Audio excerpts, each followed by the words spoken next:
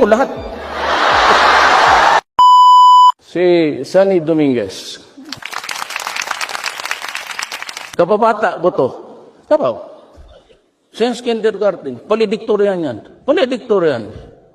Sa atin namin sa high school, second year, sipa ako. Siya patuloy ang valedictorian. Ako napunta ng Digos, Davao. Yasay.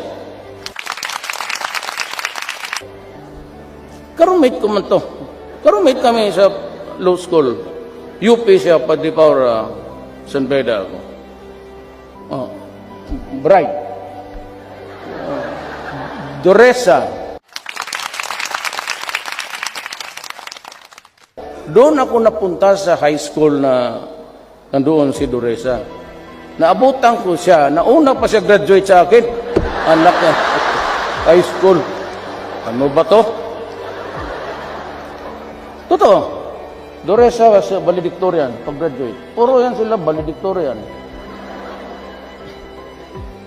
Ang Defense Secretary, John Lorenzana.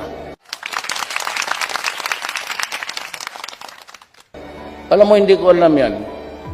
Pastor Kibuloy is from, doon pinanganak ko, Tabato City.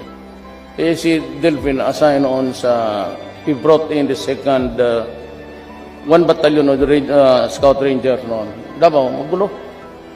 At siya, tapos nakilala kami because I was mayor. Kaya siya, nung naghanap pakapa ako, valedictorian. Alam mo kung sinagsabi sa akin?